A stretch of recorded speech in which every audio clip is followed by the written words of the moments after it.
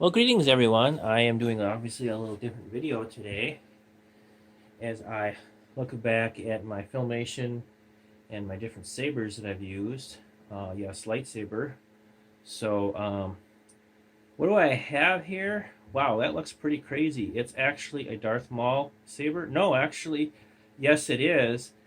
Yes, it is a master replica, but it is also an Ultra Saber. So this is actually one of the original Ultra Sabers back before they started doing all the awesome stuff that they're doing now.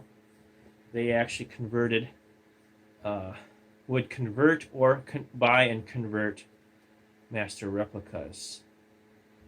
And I'm also going to talk about, maybe in a different video, my Saber Forge, but you can just see the difference there. Pretty crazy for size. I really like the Saber Forge. Way more than this saber, but I like the look of this saber too. First of all, I bought this, and it didn't look like this at all. I have customized it out. So we're going to take off the pommel, which is this base part. This is basically the way it came to me. Just like that. There is the broken crystal. And I said, the heck with that. That looks pretty stupid. So I went to the hardware store, and I put this together after I bought the connector piece. This connects the two sabers to make it a true Darth Maul double twirly, get in everybody's way. Basically, I don't like the dual sabers. They're pretty cool when you film them, but you know, anything else is just cumbersome. So I got this piece. It's actually a plumbing thing. This top piece is actually a cap for a shaker mixer, and it was on sale, and I was like, heck yeah. Then I got this piece here after I found, while biking one day, yes, biking, that's the other thing I do. This was sitting in the street, and I have customized it out too with the tape I will talk about here in a second.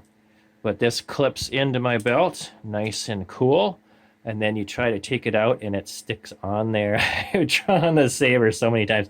But you know, it works. It worked for the purpose that I intended it for. My customized blade plug, I almost said something else, and I actually have a custom, I don't even, when I'm just doing regular stuff, I never use my Allen keys, which are right here. Two different Allen keys for two different, oh, so there's my filter thing. Boing! Wow. But that's my purple color disc. It's basically white, and it's just a single LED, underpowered dramatically, as you'll see here when I light it up. It still works. 10 years later, it still works. So the other customization, obviously I removed the buttons. I put that on there. I put this on there. And I put a cap over this button here. So the only button that's really original is the red button, which I was going to colorize, and I never did.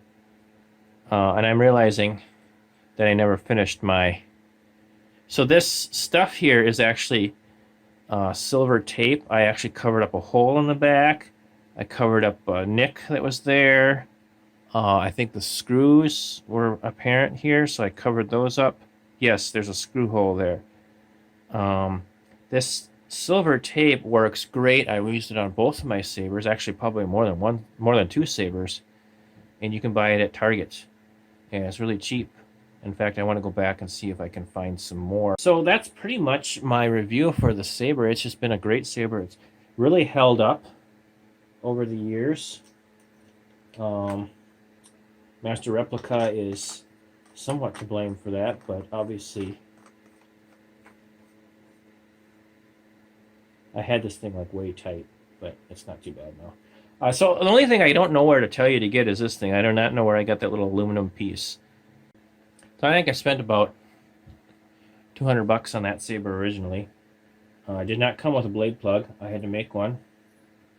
So here is the original blade for it.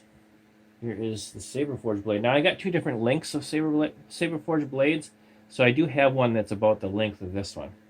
But again, we'll talk about that later. So this is, I think, originally a... I'm not sure if Saber Forge actually did the stuff that's inside this. It's reflective material. It really keeps the light inside. My problem is, and I need to go back and glue this again. I think I've got tape on it still. but I was swinging it around into stuff and it popped off. And I glued it back on there. I'm going to get some more glue on it because we're going to have a lightsaber battle here pretty quick, I hope. But that's one of my cons, was that popped off once. I also did have low battery issues with this thing. I haven't had low batteries in it for a while, so we're going to stick it together. So it's great having a saber that you can disconnect a blade to, and that was something that a lot of people didn't have. And watch, it will not work. That would be pretty hilarious. There it is. Still got the sounds. It's kind of a dumb swing thing, but yeah, after 10 years, obviously I am a fan of Ultra Saber, although I'd never have bought any of their recent stuff. I definitely would buy something from them for sure. They did a fantastic job on this saber. In fact, they were going to service and warranty this at one point in time. And I don't remember what that was for, but it was something we worked through pretty easily. So my color disc, if I can get it off here, I will show you what the purple saber looks like.